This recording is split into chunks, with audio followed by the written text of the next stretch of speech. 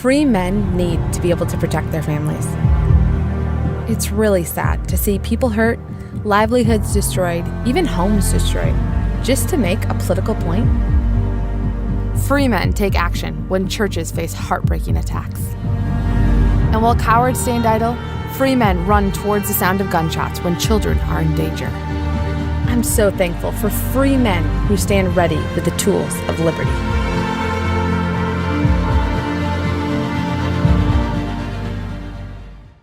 While God created the world, the morning stars sang together. After God delivered Israel through the Red Sea, Moses and Miriam led the people in singing. God destroyed Israel's enemies under King Jehoshaphat, while the choir sang. When Jesus was born, the angels sang, and before going to the cross, he sang. God rejoices over us with singing, and one of the only things we know for certain that everyone will be doing in heaven is singing. At New St. Andrews College, we understand that music is not an elective. It is central to our being and identity. We endeavor to train all our students in a joyful and robust musical literacy that will help them shape culture in a Christ-like direction wherever they go. Additionally, we offer the Certificate of Music in conjunction with our bachelor's degree in liberal arts and culture for students who desire extra music training beyond the regular music courses they will take as a part of the core curriculum. In the certificate program, you won't simply appreciate music or listen to it or talk about it. You will do music.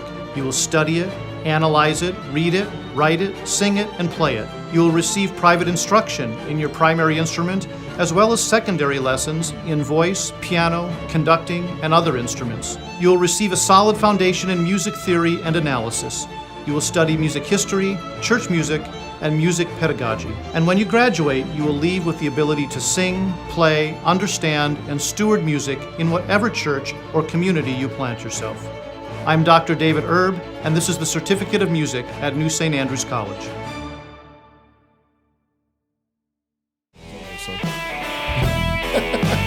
Move your phone, Keith. You're not Gabe. You're doing it wrong. Put the headphones in. Nobody. You kind of need the microphone. Perfect. Welcome to a show that's like Cross Politic. Chocolate Knox, Pastor Toby, Keith Darrow, who doesn't know what he's doing, sitting for Gabe. Come back to us, Gabe. I'm so disappointed that we didn't do Dire Straits for the opening music. Dire Straits, what is that? Dire Straits is trending right now, man. Martin Knopfler. Why is it trending? I don't know Martin Knopfler. I don't know him. I want you to. I'm getting there. Keep yeah, talking. all right. Yeah, Right interference. What is Dire Straits? Is it a Neil song? is playing Dire Straits.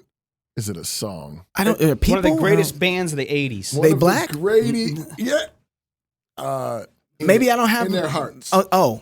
Okay. Well then, cool. All right, brothers. All right. I just remember the guy playing guitar barefoot, and he'd That's nasty. jump around playing No, guitar barefoot. that's nasty. It would not like Flea or anything like that. From Red. No. Mark Knopfler's the Is that who that is? I'll look up Dire Straits while you're reading the lead ad. singer, guitarist. He went off and did a number of albums on his own too, and it's trending on Twitter What right song? now. What song would Any I know from reason them? he's trending? What? What's the reason he's trending? I don't know. I was Oh. just clicking on it. I was like, oh, it's trending, and everybody's just like sharing their favorite Dire Straits songs. Like what? What would it be a Dire Straits song? What would be the Money for nothing. Money ain't for nothing. Money for Nothing? Give me Money for another one. Sing it. Money ain't for nothing, and your chicks. That ain't working. That's Yeah, I the don't way know you it. do it. I may not be hitting it right. I may not be getting it right. Yeah, no, you ain't. You know, it's not too late to make a New Year's resolution for 2023. Like find out who Dire Straits is. Yeah. It's also not too late to order a Valentine's gift for that special someone in your life. Oh. You can play some music behind me, Neil, right there. Some Special someone, like some love sappy, music. sappy love music. Some right Dire Straits, maybe? there. Sure. Okay. This year, resolve to support hard-hitting, truth-telling, culture-shaping publications and subscribe to the Fight, Laugh, Feast magazine. You know, we have a Fight, Laugh, Feast magazine. I mean, if you don't Come know. out quarterly? Yeah, it does. It does. Fight against evil culture through print media by getting a subscription for you or your loved one to the Fight, Laugh, Feast magazine. Nothing says, I love you, like a subscription to the Fight, Laugh, Feast magazine. Nothing says, want to go out on a date with me? Yeah. Like a subscription Well, to the Fight, Laugh, Feast magazine. you know, I'll add that to the repertoire. these days, how hard is it to find a reformed person? The Fight Laugh Feast magazine is like, hey, yeah. She's like, She's you, like, you too? There you go. That's how And you then- get them. Yeah, that's like how that. you get them. That's right. That's why you need a subscription. Yeah, That's how you test the waters. This is our rowdy Christian mojo incarnated into print media. While tech giants try to shut down our avenues to deliver the truth to you, we are the underground resistance, delivering theologically driven cultural commentary from faithful and heavy-hitting authors right to your door. Psalms to sing, recipes for feasting, humor to encourage, belly laughs, serrated theological essays, all to the glory of God. So sign up yourself, your church, your grumpy uncle, the Pope, Elon Musk, that cute girl you've been thinking about asking out. Hey. All your kids and grandkids, even if they're not baptized. And Platinum Club members, you get a free subscription just included in your membership. And if you're not a club member yet, why not become a club member today? But get 4 issues, just $60 per year. Go to fightlaughfeast.com right now and subscribe today. You know who else needs a subscription? Ron DeSantis. Does he? You should send Ron DeSantis a subscription to the Fight Laugh Feast magazine. Yeah. He is actually... Happy Valentine's Day, Ron.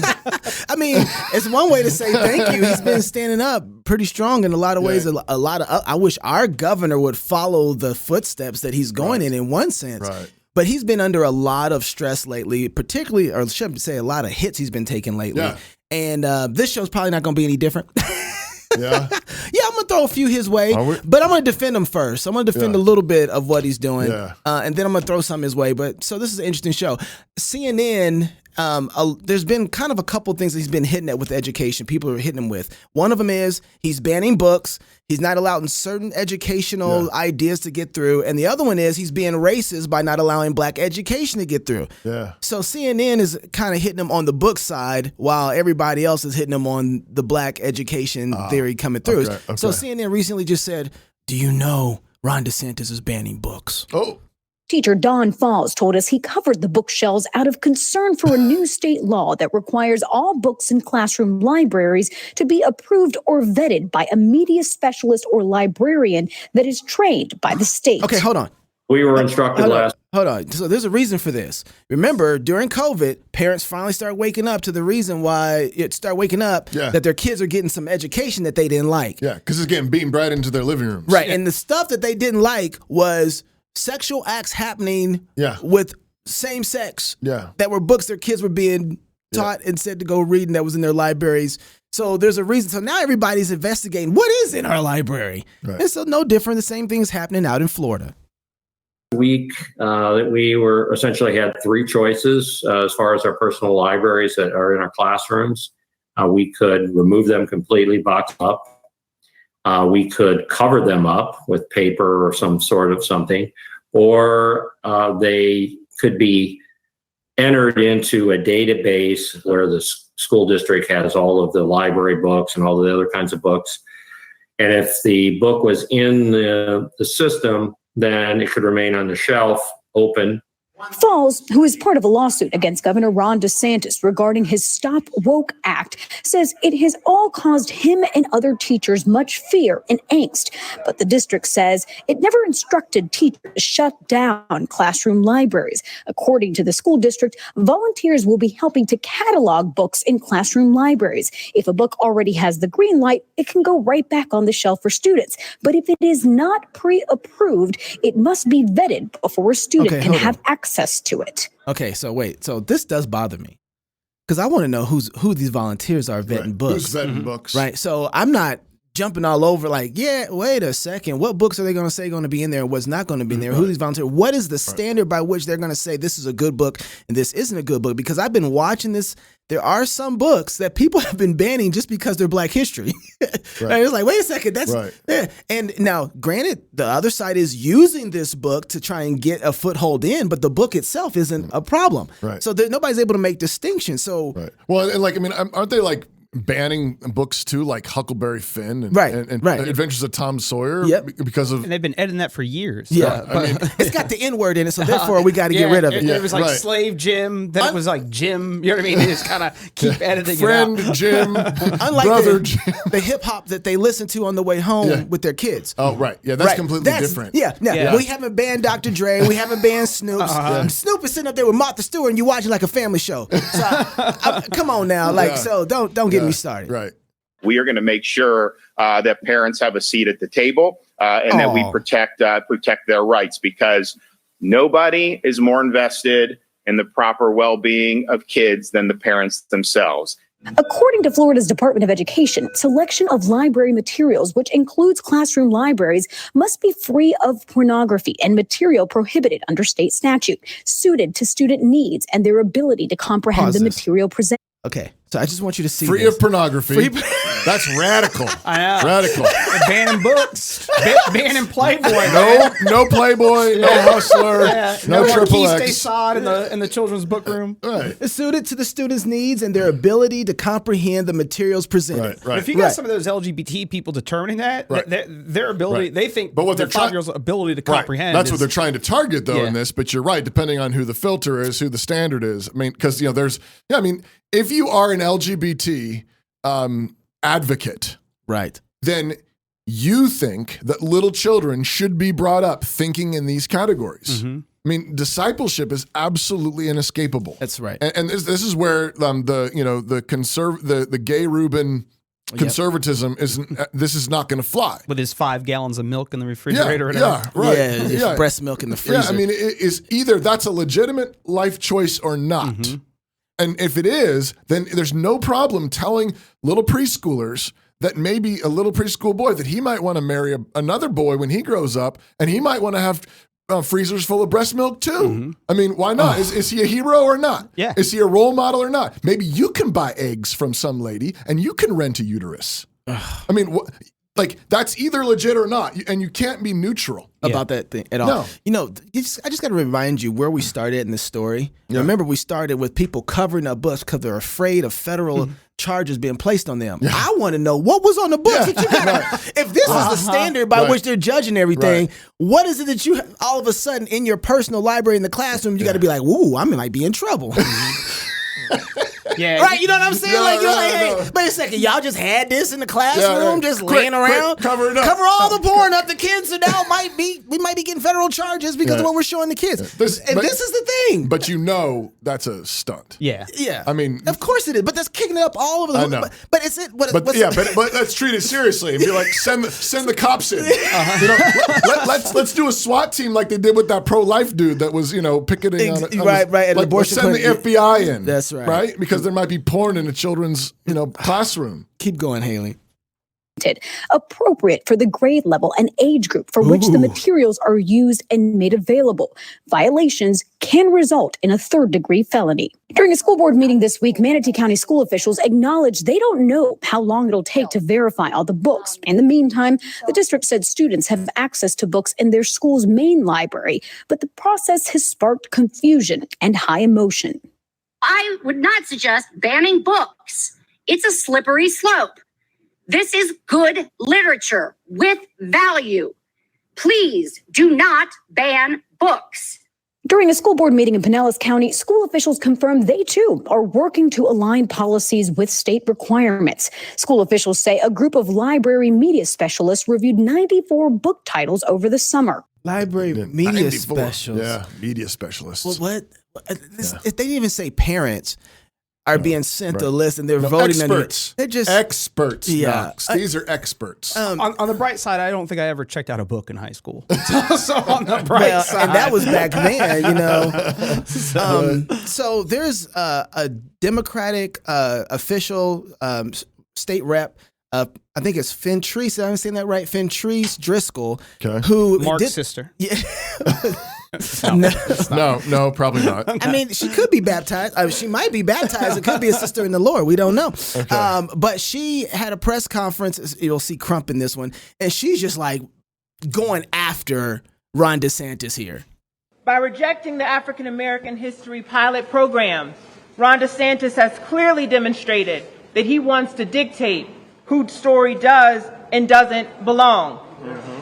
He wants to control what our kids can learn based on politics and not sound policy. Okay, so just so you know, he repeatedly attacks the first. This is the second side that DeSantis is getting hit with. So you see okay. First one is the censorship. Right. On porn. We want kids accessing porn. This is like slippery slope. Yeah. Now notice this is porn and then sexuality. That's sexuality. Yeah. This one is race. All right. Yeah. Kind of race.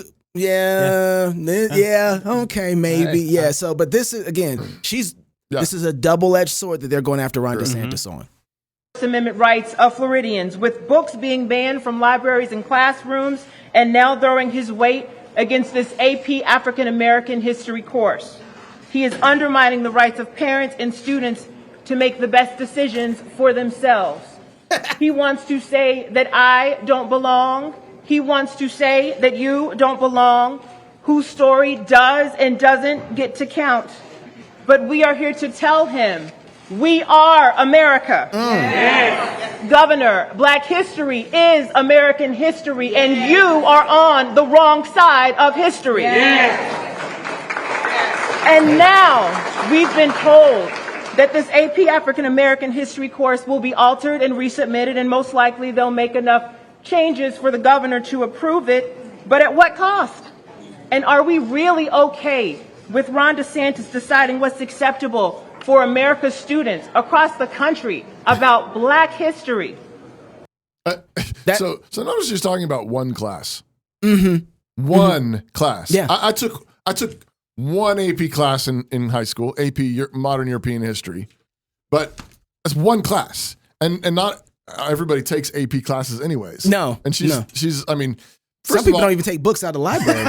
For real. Did you take any AP courses? I took an AP history course. Did? I did take an AP was history it African American history? It was not African American history. What are you, a racist? Yeah. You a Well, racist? back then, we barely had African American history back then. I was like, in the same way it is now. In the same way it is now. It was all American. Go ahead. Maybe, you know what? No, wait. For her point, it's all American history. Keep digging. Right? Keep All digging. American Oh, so history. you couldn't tell the difference.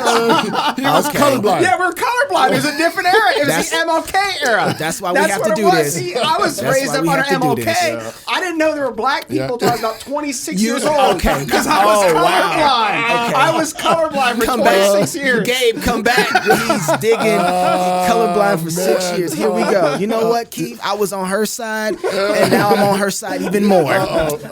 So this is African American Studies. This is a 4-part series that they have. They wanted to put with the education. Now, I'm going to get to this in a second, but this starts here and it ends up going somewhere else. I want you to follow the logic that happens here. She starts talking about leadership all of a sudden. But friends, in order to build that America, we need leaders who care not about some of us, but about all of us. Because united, we stand. We need leaders who will bring the temperature down, not ratchet up the madness and create division. Because united, we stand. We need leaders who create good jobs, not anti-woke mobs. Because united, we stand. We need lower property insurance and safe neighborhoods, not more limitations on how we raise and educate our children. Because united, we stand. What we don't need is a governor who is so obsessed with woke that he is asleep at the wheel. Because divided, we fall. What are we talking about again? Do y'all remember? It doesn't matter. You're getting emotional. When you start bringing everybody into the chant, you got them. You know, she said we want to lower home insurance rates. I was like, oh, you were so close. Why don't we just get rid of property taxes? Well, hold on. Get out of the game. Well, she's talking about parents and their authority. I don't know what we talk about anymore. I just know that we're united, we stand. And next thing you know, if you oppose lowering interest rates arbitrarily, you're actually against African American history at that point. Well, you know what I mean? That's the impressive so thing that the obsessed with woke stuff. Yeah. you are getting African American history. You think well, their ability. I'll give them this. Their ability to stuff in every project into whatever their pet. So like the African American and the LGBT stuff, all that has that minority appeal thing, and so suddenly it's like, oh, we'll stuff in our economic policies as well. This is actually a brilliant press conference. That's my point. Brilliant press conference. See, and conservatives need to do way better. This is one class, one AP class. Come on, and now. she's preaching, and she's got her choir, and she's on the news because she saw the moment, this tiny little crack, AP. And they're going to just revise it and put it back in. And she's got her big, stand, and she got out and she started preaching on them. Pastor, you ain't even seen nothing yet. Uh-oh. His singular goal is to become the GOP nominee for president. Oh! We must all remember this moment. What are we talking about? Yeah. I thought we were talking about African American studies. No. I thought we were talking about United We Stand. No. I thought we were talking about education. Notice another thing that you talked about. Notice how she was first just talking about one group of people, and then she switches from one group of people to United. Everyone. We Stand. Yeah. The rhetoric on here. Listen, you said it, and I'm just going to say it again. I just want to back that up. We don't have any Republican that I know about or conservative I know about that talks like this, that uses rhetoric like this. I know Neil's going to say, old girl who was running for, what's her name? Carrie Lake. Carrie Lake? I don't know. Arizona? Yeah, Arizona. That was the only person who was able to flip it. She was, she could, and you'd be like, oh, okay, all right. But we don't talk like that. We don't think like this. We don't find the opportunities like this. And you know, she's been trained. Oh yeah. She's been discipled. The whole democratic movement, they believe in discipleship. And they've been discipled to take every opportunity, every little if there's a shooting, Yep. What are we going to hear? They're going to preach on it. There's going to be mics and there's going to be press conferences. That's happening right now. That's right. Conservatives need to take a page out of the playbook and basically say, like, we should have our own list of 15, 20 topics. And every time it comes up, tiny little thing, get out your podium. And we need to be telling the truth. They've stopped us from preaching on stuff. Yeah, and I think my difficulty, like if I'm conservative in the media, listening to her, I just feel like it's all so manipulative and it's a lie. You know what I mean? Even like, who is Ron DeSantis? Tell her what the narrative is going to be. And then like, well, you want to push out Ron DeSantis' narrative. Like someone's narrative is going to stand, someone's going to get pushed out. And they kind of own, and I bump into it all the time on campus, they own that platitude of like, we're all united, we're all one. That kind of democratic, egalitarian spirit. Because united, we stand. Yeah, and they kind of own it. And the hard part for us is we want to push back on it, and we look like we're the divisive ones. They've already set the stage. But that's because they're assuming the center. They're assuming the center. They're saying, okay, there's the point, there's the crack. Let me tell you the way the world ought to be. Yep. But who does this world belong to? This world belongs to Jesus. It's his. He purchased the nations with his blood. We should be the ones assuming the center. We should be the ones taking every opportunity to take every thought captive to be saying, this is the only point of union. This is the only way we're united and we stand. It's in Jesus Christ. It's in his word. So she uses education, United We Stand, to take a swing at DeSantis. And channel our anger at being rejected into action. Because he will try to draw attention in a dozen directions, and today it's Black History, and tomorrow it's Mickey Mouse, and the next day it's gas stoves. Woo! But we must stay focused. We have 650 days to Election Day 2024, when he hopes to be on the ballot for President of the United States. That is 22 months, 162 and a half weeks, 15,600 hours, 936 minutes, and we must use every second of that time, that precious time, to do the work and make sure that a man who says that an AP African American history course has no educational value never sets foot in the Oval Office. That's what this is about. Yeah. It ain't about Florida no more. No. Now this she went right for the presidency. At least you think that this ain't have nothing to do with God. Let me just drop a little Jesus on it. But in the words of the prophet Amos, in the book of Amos 5:24, but let justice roll down as waters, and righteousness as a mighty stream. Do not give up. You keep the faith, because I know that together,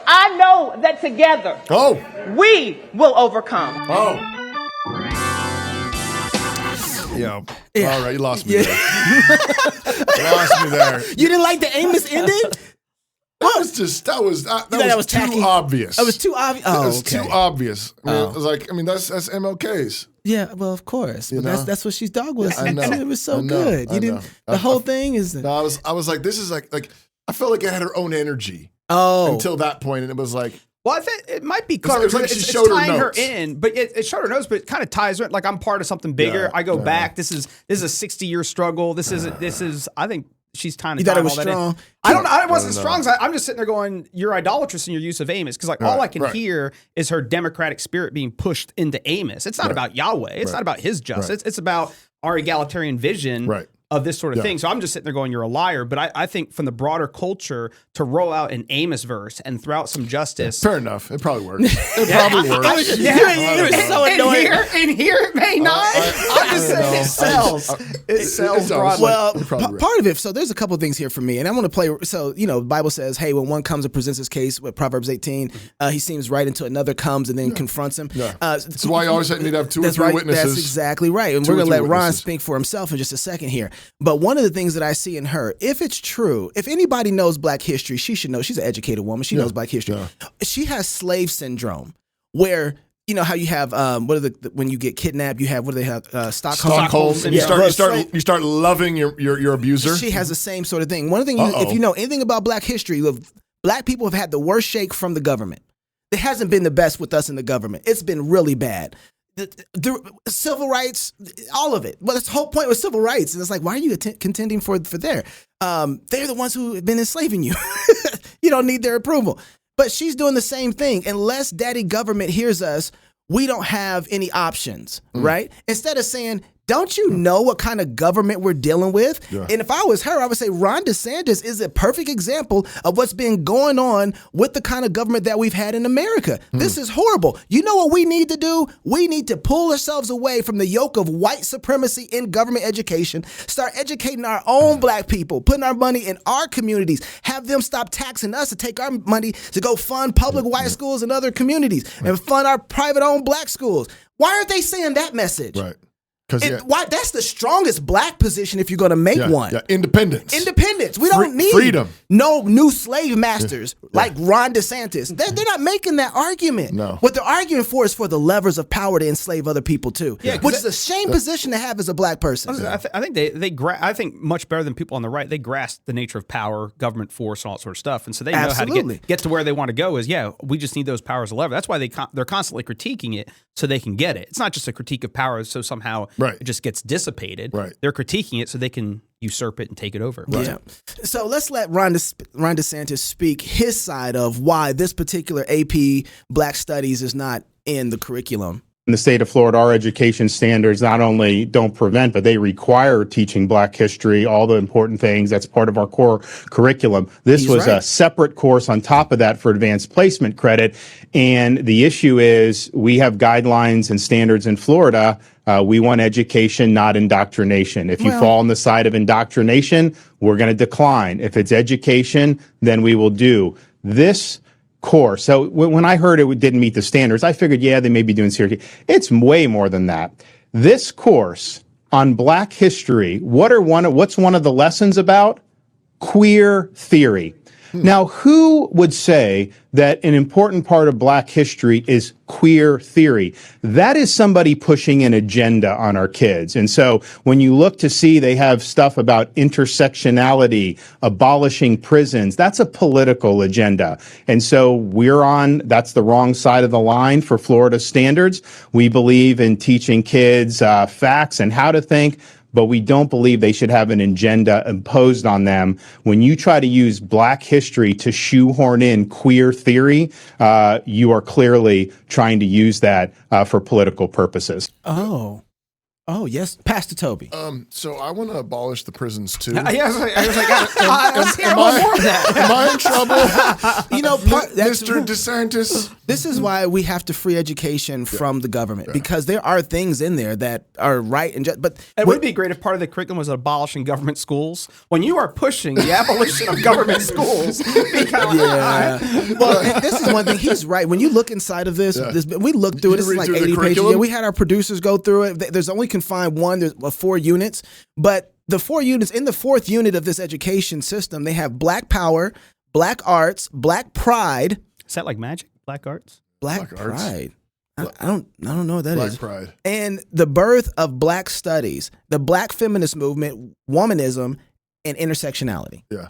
Now, but apparently there's also queer theory. Black pride. Somewhere in there. That's probably that. It's right where it is. You know, is that what the black pride is? Okay. Not just proud that I'm black. I'm black and I'm proud. No, that's the black and I'm proud. Not that one. No. That's a different, like rainbow. Which is really interesting to me. We forget that black culture is very, very, used to be anyway, very, very socially conservative. Yeah. Like they were not the ones that the homosexual stuff, they're not going to tolerate that. It's not accepted. They've been shamed into embracing homosexuality for the goal of getting more authority and power inside the civil magistrate. And that's one of the saddest things that I've seen happen to the black culture is like we used to be very high moral value on the marriage and all of those things were huge for us.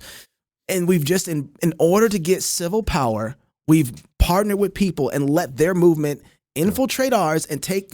So now, if there was I looked at the book list for this. Some of the books on here, I will say 80% of the books on here were actually really good books to read. Yeah. Really good books to read. But then they came in and injected it with the homosexual movement. Right. And now you've poisoned the whole water. Right. You know, and so, you have to reject this. Right. But one of the things that's really clear, you go through and we read the bill, we read the, we did the homework on HB 1557, which is an amendment to the bill.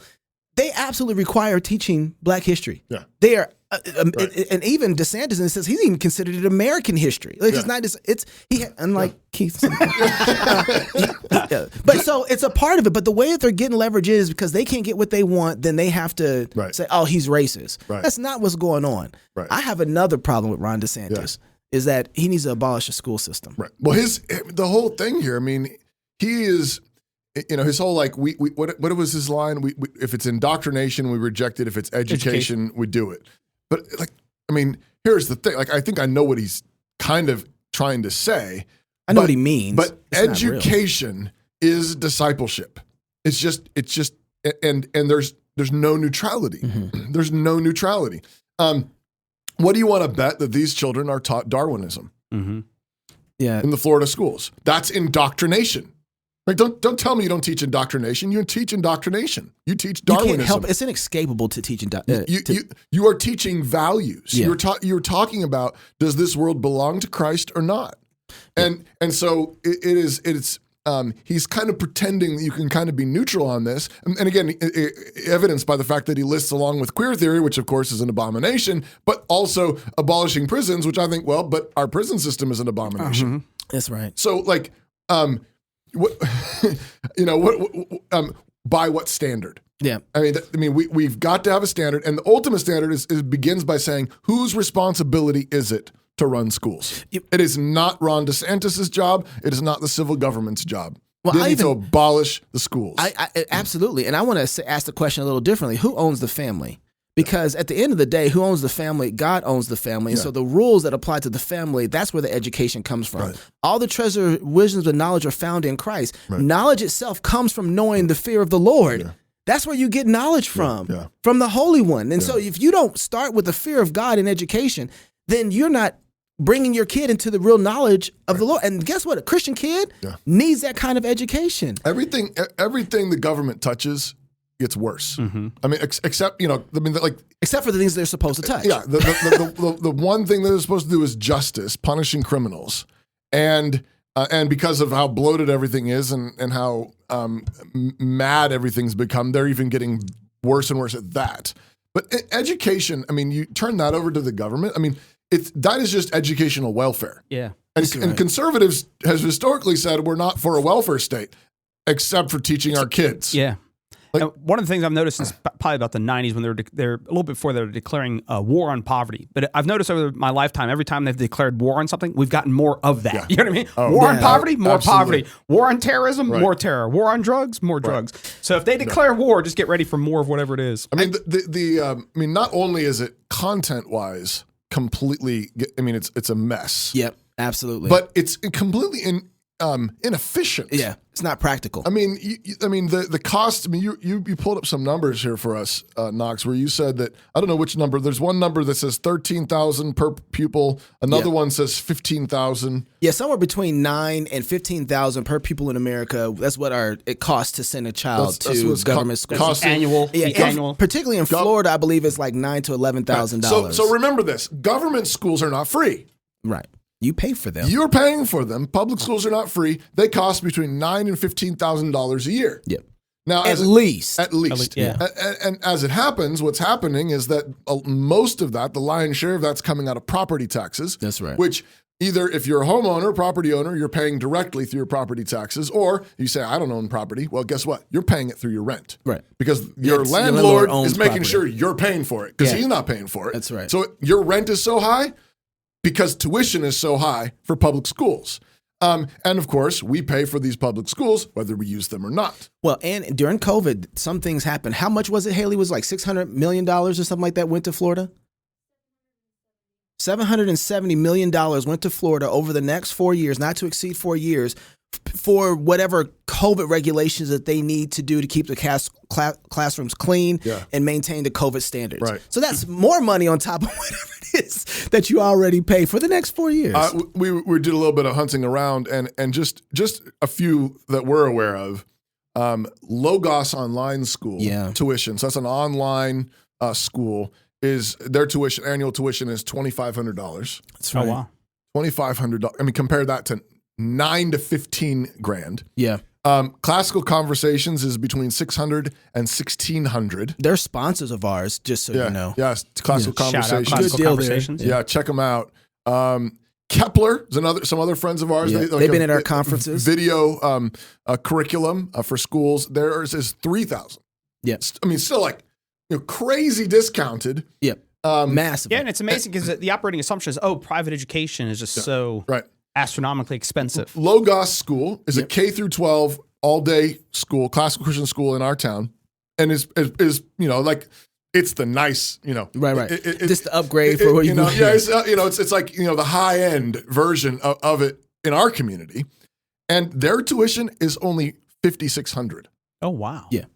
Okay. I mean that is a lot, but on the other hand, we're paying $9,000 to $15,000, you and your neighbors, for a government program that grooms your kids to hate God and be completely immoral. Sexually confused, and become Marxist and Democrats. Okay, it's we nuts. put homeschooling directly in there. homeschooling. What are you $500 to what? $1,600 a whole year. Logos Online, Classical Conversations, Kepler are kind of all assistants to homeschooling. But if you wanted to do it completely on your own, piece it together, probably $1,000 or less. Exactly. Yep. One of the other things that I love about Logos School here in Moscow, especially if you want to check the books out of the library, it's really cheap at that point. That's all you got to do. One of the things I love about Logos School is that they were started in 1981, and since 1981. The Logos School has never turned away a single family who was unable to afford the entire tuition. Not once. Any family that wants their students at Logos School, they print the price. This is what we think it costs to send your kids here. They want to work with families that desire to have their kids there, even if they can't afford the tuition, because it's a mission. Because we're in a war. I have to say this because I've been on Twitter fighting with folks about this. Yeah. And I'll tell you, my mom was a single mom. Yeah. She did it. Yeah. She did it. And there were struggles and it was hard. Yeah. And everybody's like, single moms can't afford this. They can't afford to do this. Private school, we can't afford that. Listen, when we're talking about education, we're actually talking about the souls of your children. Right.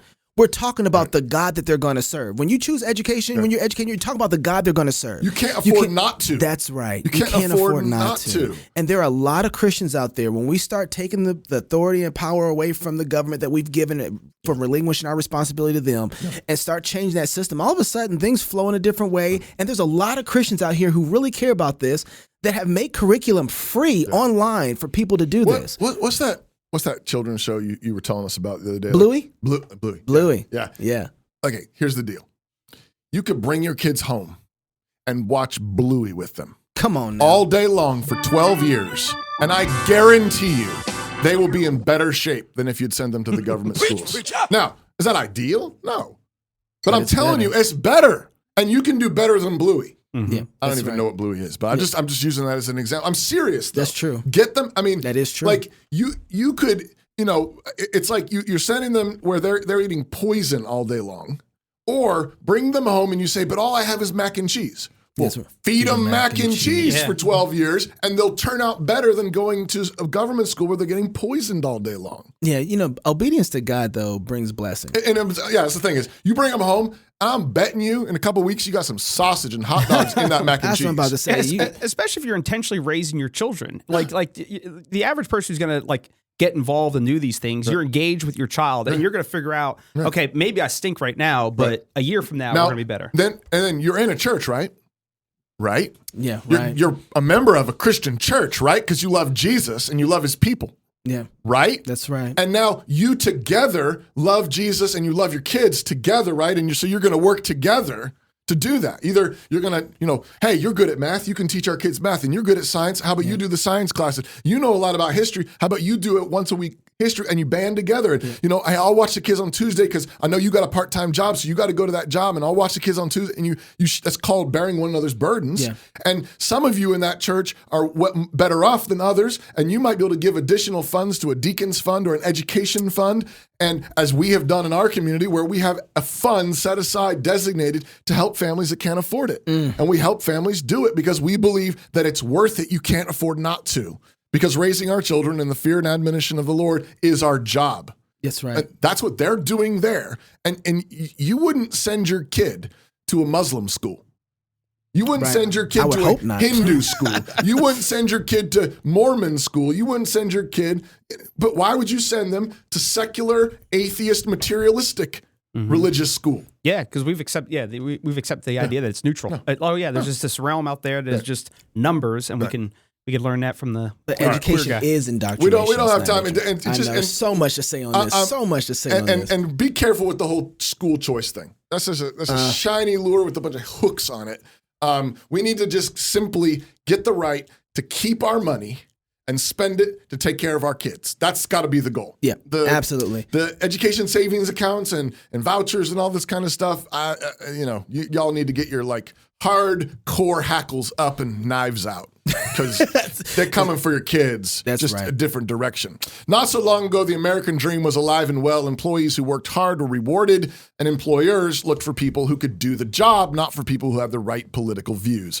Redballoon.work is a job site designed to get us back to what made American businesses successful: free speech, hard work, and having fun. If you're a free speech employer who wants to hire employees who focus on their work and not identity politics, then post a job on redballoon.work. If you're an employee who is being censored at work or is being forced to comply with the current zeitgeist, post your resume on redballoon.work and look for a new job. Redballoon.work, the job site where free speech is still alive. Redballoon.work. Oh, man. Yeah, you know what time it is. You ready? Is there my theme music? This is your theme music? Is there going to be a drop? Oh, yeah. Okay. Oh, there we go. Yeah. Last Friday, I'm actually decided for these weekly wrap-ups. I need to go back to freestyle. No, you're like, last Friday. I was like, oh, here we go. I wasn't ready for that. Yeah, I've been here for one of these before. I realized I need to, for these weekly wrap-ups, I need to actually go back to Friday because I never wrap up Friday. Oh, that's true. So I'm going to start doing that now. So last Friday, Pastor Jacob Rayom joined us all the way from Canada. He snuck across the lines in the Underground Railroad to talk about how God has used the COVID tyranny of blackface Trudeau and other tyrants to make the gospel explode and the churches in Canada grow. As I recall, maybe you can check me on this, Knox, but I'm pretty sure Pastor Rayom said after the show that he agreed that paedobaptism is the most biblical stance. He actually baptized a baby right in the hallway on his way out. So he's going home to explain it to his congregation. So let us know how that goes, Jacob. On Monday, we had the one and only legendary Darren Doan, punk rock as ever, and he came in with a list of things he wanted to get off his chest. And I think we really helped. I think he complained about James Jordan, Gary DeMar, Kinnists, Christian nationalism, Jason Farley's infamous quip about Baptists. Did I miss anything? Is that everything? Eschatology? Eschatology. Yeah. He seemed a lot calmer and more relaxed, I think, by the end of the show. Don't you think? Nope. Not doing. I'm just glad we got to minister to him like that. On Tuesday, campus preacher Keith Darrell joined us in the studio with Gabe on the road, and we had a great discussion about fatherhood and the glory of women and mothers, with Kamala Harris crowing in the background. Nevermore, nevermore. Something like that. On Wednesday, How dare they? we watched a poor, unloved girl explaining how she was brainwashing little kids in her preschool or kindergarten class to say non-binary. And we talked about how the pagans believe more in discipleship than Christians do. Christians wonder what we can do to stop the madness. Well, stop sending your kids to children's church. Stop sending them to government school. Stop ignoring them. Spend some time with them. Read them the Bible. Take them to church with you and teach them. I know, it's radical. Yeah, I know. But it actually works. If you train up a child in the way he should go, guess what? When he's old, he will not depart. Yesterday, Keith joined us again, and we talked to Gabe and Marcus Pittman via Zoom down in Oklahoma at a Christian businessmen's conference. I think that might have been the first cross-politics show ever with speaking in tongues. Is that true? No. No? You've been speaking in tongues? Surely I have. Not like that. I mean, that was like... I translated. That might be the first time I translated. We're definitely cessationists on here, but sometimes the Spirit just breaks through, don't you know? Glory. Strange Coming things to Honda. happen. But don't worry, Chocolate Knox interpreted them for us, so it was all good. But when I tried to interpret, Knox told me to stop, which kind of hurt my Presbyterian feelings. More practice. I had one friend reach out after our Wednesday show asking what the biblical basis might be for honoring women so highly. It's actually an interesting question. Like, where are you getting that? Now, it's certainly true. There are different kinds of honor, and different people are due different kinds of honor. I was thinking that. I'm so glad you're hitting this. But honor, to be true honor, sees the unique glory in others that outshines others. So when we're talking about honoring a woman, we're talking about honoring a woman particularly for her unique glory. And in those respects, she definitely outshines men. A woman can make a human being inside of her. A woman is made by God to display his glory in her physical beauty, her feminine wisdom, her motherhood, her hospitality, and so on. But a man's glory is his physical strength, That's right. His concentration on particular tasks and missions, and his willingness to use his strength to protect and provide for his people. That glory should be highly honored by his wife and his children. And in those respects, a man outshines a woman. Now, I'm not sure if I understood exactly where the question was coming from, but one thing that occurred to me also is that if we understand the Trinity and the gospel rightly, when we honor others more than ourselves in those ways that God has truly made them more glorious than us, it actually rebounds. When the Father honors the Son, he's honoring him as his son. This is my son in whom I'm well pleased. And he isn't worried. God's not worried about honoring his son too much. And this is in part because the honor that the Father bestows on his son actually rebounds and reflects back to the Father. I mean, everything the Son does is what? To glorify the Father. Right. And when the Son honors his Father as his Father, he isn't worried that he might honor his Father too much, is he? Likewise, when a husband honors his wife highly, she makes him shine. A wise woman is a crown to her husband. And the same thing goes with children and parents. When parents honor their sons and their daughters as daughters, it's a glory to the whole family, and they shine under the blessing of God, and they light up the whole family. And likewise, when children honor their father as their father and their mother as their mother, it's a great glory to the whole family. And this is how grace works. Yeah. So we live in a land in which in so many respects, the glory has departed. It's Ichabod. But this is fundamentally because we have simply rejected the glory of God. That glory is all around us still. It's still here. It's the glory of being made male and female in the image of God, being made new creations through the death, burial, and resurrection of Jesus Christ as his sons and his daughters, husbands and wives, brothers and sisters, fathers and mothers, grandfathers and grandmothers, elders, deacons, bosses, magistrates, judges, and so on. This whole hierarchy restored in Jesus Christ, according to his word, teaches us to honor one another highly, speaking highly of one another, confessing our sins to one another, forgiving one another, bowing and curtsying until the glory of the Lord covers the earth as the waters cover the sea. Man, I'm so happy you hit that. I wanted to talk about that because that is so good. Egalitarian has gotten into our glory. Yeah, it's gotten into our glory. Yeah, you know, not too much glory over there. Right, not too much glory. Everyone's let's all have the same glory. When David talks about women being the pillars of our society, right? Like, it's like, I know, right? All of a sudden you're just like, wait a second, you know. Oh, there's a certain type of glory that has in that type of pillar. When we understand grace and we understand the infinite glory of God, there's no shortage.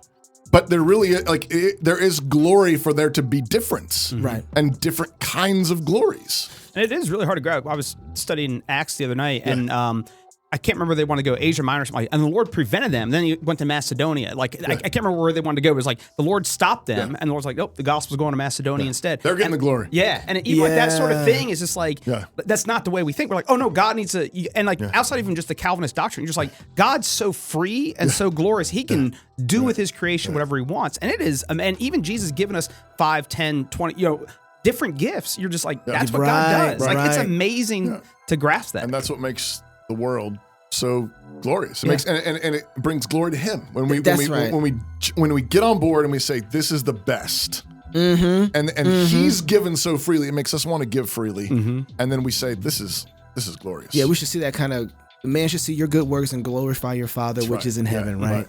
So if you're single, get married. If you're married, have you some kids. And if you have kids, be like Jacob Rayom is going to be. Go baptize them. Sorry, Jacob. Sorry.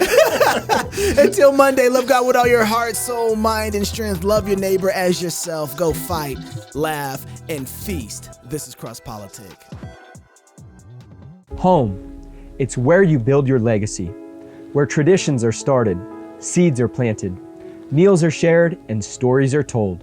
We are Chris and Natalie Carpenter, owners of Story Real Estate, and our team of top agents helps people find homes in Moscow, Idaho, and around the country. Have you thought about a move? Contact us to get connected with a top agent who shares your values and puts your family first. Or reach out to us about our Moscow relocation guide. Wherever you're looking to go, we can help you find home. Call us at Story Real Estate or visit us at storyrealestate.com and start building your legacy. Hi, I'm Robert Borton, CEO of Classical Conversations, the world's largest classical Christian homeschooling community. I'm launching a new podcast, Refining Rhetoric. If you like cross politics or just listen to hear what crazy stuff they're saying today, you will enjoy Refining Rhetoric. You can find us on your favorite podcast platform. I practice the 15 tools of learning by interviewing great guests, looking at current events, and talking about cryptocurrency.